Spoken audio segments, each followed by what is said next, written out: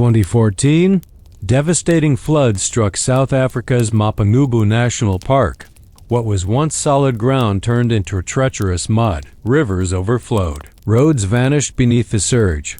The park's rangers were summoned. Immediately, their orders were clear: assess the damage and save every animal they could. At first light, they rolled out in amphibious vehicles, engines purring low, wheels slowly pushing through waist-deep water.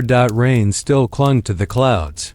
Above, the skies remained gray. The trees bowed low under the weight of water. Nature had been bruised, but the human spirit wasn't broken. Peter, the team leader, gripped his walkie-talkie tightly. HQ, we're moving into Zone 3. Flood damage looks extensive. Static. Then a voice confirmed. Be alert. Wildlife may be trapped. They waded deeper into the soaked terrain. Fallen branches blocked their way. Twice they stopped to clear the road, boots sinking into soggy ground. The deeper they went, the more destruction they saw. Suddenly, as they reached a narrow river bend, Lucas pointed ahead. There! Look! In the middle of the mud and reeds stood a mother cheetah. She didn't run. She didn't growl. She simply stood, trembling. Her amber eyes were fixed on something beside her. A small, limp body, a cub, lay soaked and unmoving. The team froze. For a moment, the world went silent. Then, slowly,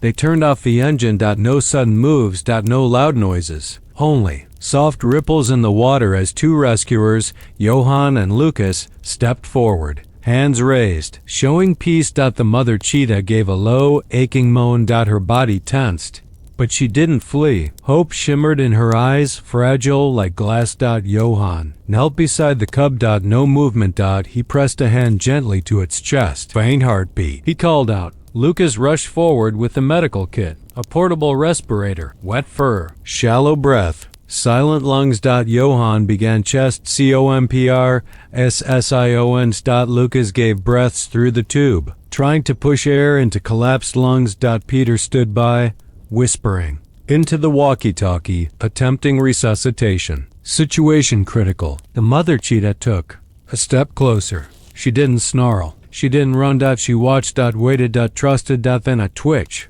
Small cough. A splash of water from the cub's nose.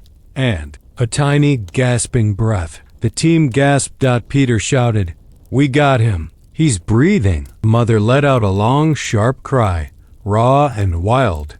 Part scream, part sob. The cub opened its eyes, just a sliver. Trembling. Alive. Warm. Towels were brought from the vehicle. Sarah, another ranger, gently wrapped the cub's shivering body. Its tail gave a slow wag, a good sign. The mother stepped forward, touching her nose to her cub's cheek. A low purr-like rumble escaped her throat, a sound of comfort. The rescue team stood back. Silent. This was not a moment for humans.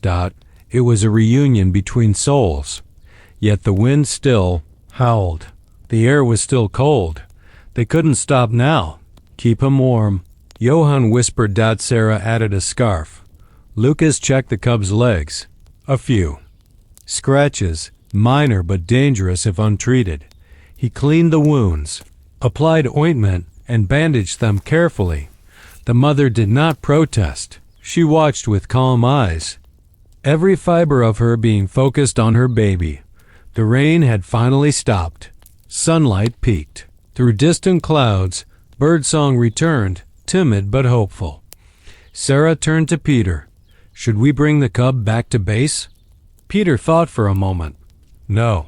If he's stable, he needs to stay with her. That's how he'll learn to survive. The cub whimpered softly. Then pushed itself up. Wobbly, wet, but determined. The mother lowered her head. They rubbed noses again.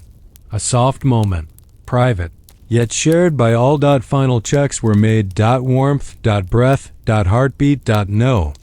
Danger signs. Johan smiled, patting the cub gently. You're tougher than you look, little guy.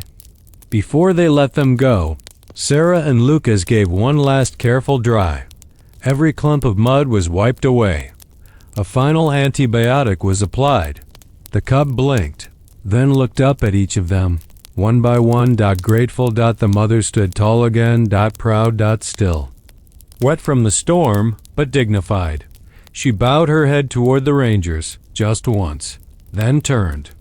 Leading her cub into the tall grass dot, they watched until the two speckled bodies disappeared into the golden light. No cheers. No applause. Just peace, and the soft hum of the rescue truck as it rolled away from the river. Another life saved.